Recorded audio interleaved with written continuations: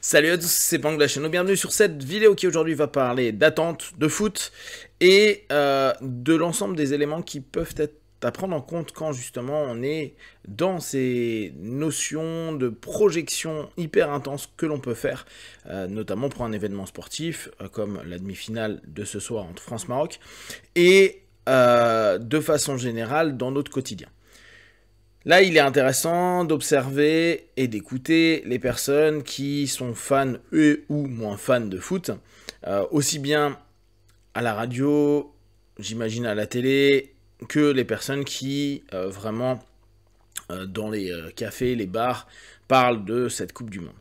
Il y a une attente de résultats et pas une attente de moyens. C'est-à-dire qu'on ne demande pas à l'équipe de France ou à l'équipe du Maroc de tout mettre en œuvre pour réussir. Ils doivent réussir.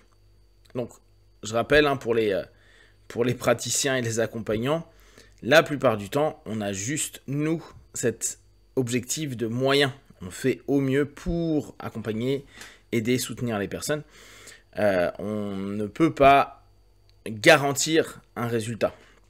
Ce qui est dur, parce que ça serait cool de pouvoir dire à 100% du temps, ça fonctionne. Là, en l'occurrence, c'est un sport, c'est de l'opposition, c'est donc chacun qui souhaite aller là où il veut, et on ne peut pas se dire, bon, bah, juste je mets les moyens, et puis on verra bien si tout se passe bien. Dans l'attente, on voit l'élément projectif. En général, en hypnose, en PNL, en politique, on aime faire attendre. On aime cette notion qu'aujourd'hui on nomme facilement les teasers. On aime amorcer la suite.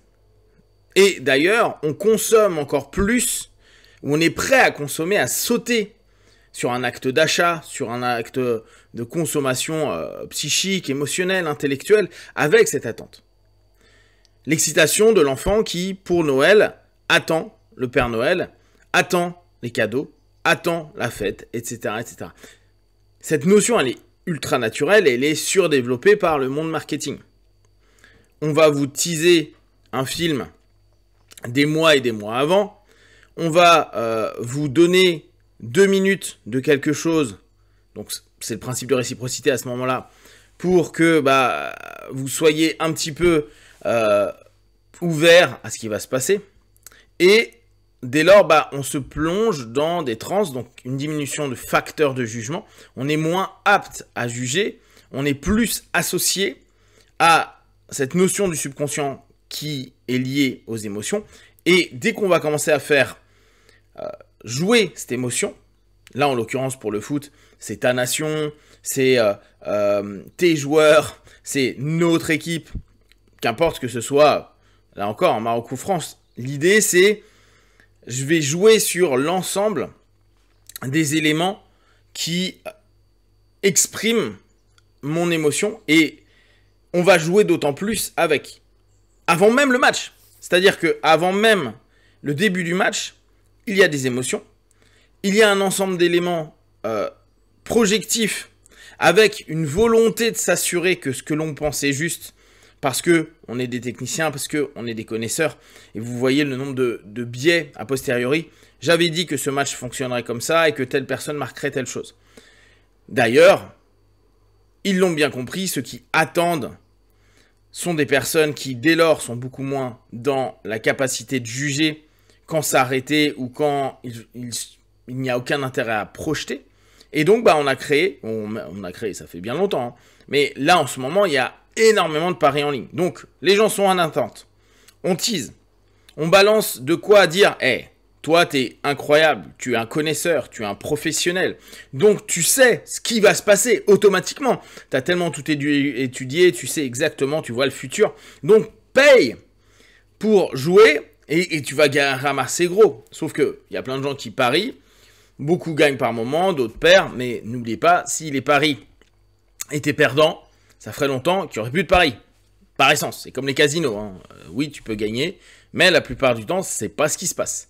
En tout cas, sur la grande majorité.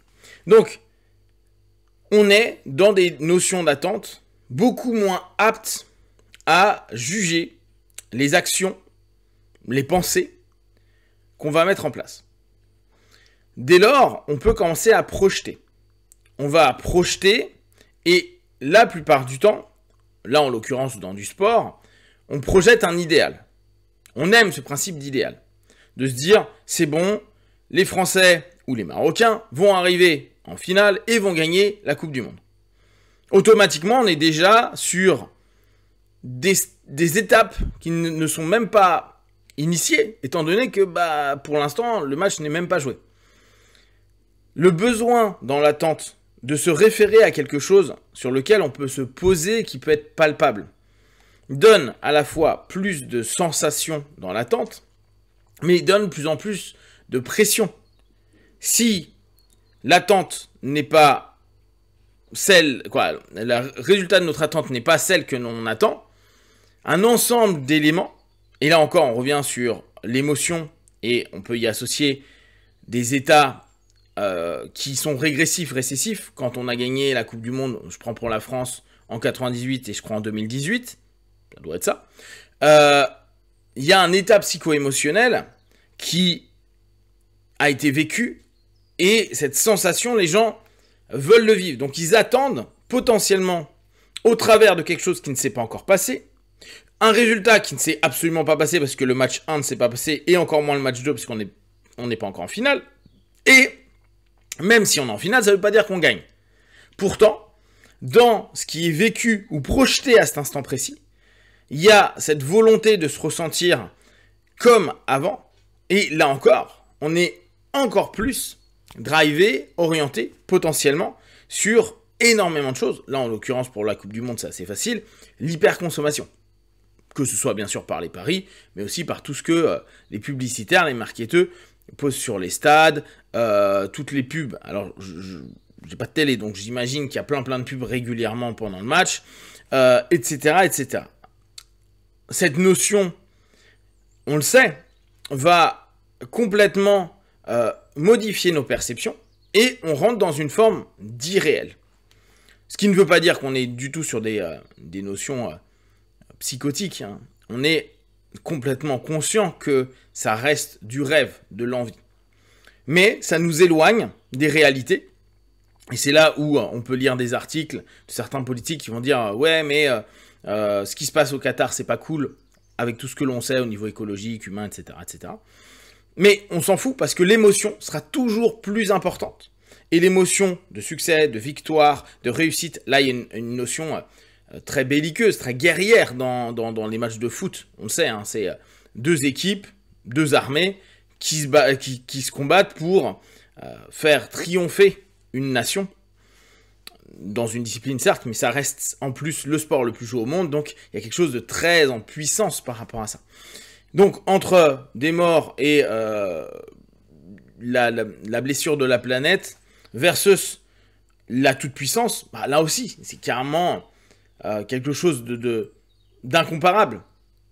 Sachant que la toute-puissance nous éloigne, en tout cas l'illusion de toute-puissance, du rapport à la mort, à la fin, à la finitude.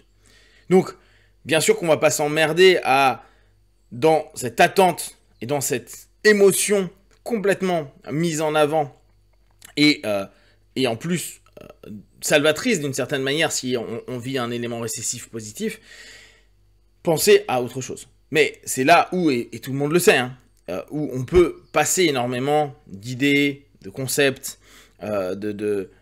d'éléments beaucoup moins marqués, parce que notre facteur de jugement, notre transe, nous empêche de jauger de façon le plus juste possible ce qui se passe, et on reste dans un monde imaginaire, potentiellement idéalisé, avec des attentes fortes. Par contre, si les choses ne se passent pas comme l'attente excessive le demandait, il risque d'y avoir frustration, colère, et puis plein d'expressions différentes.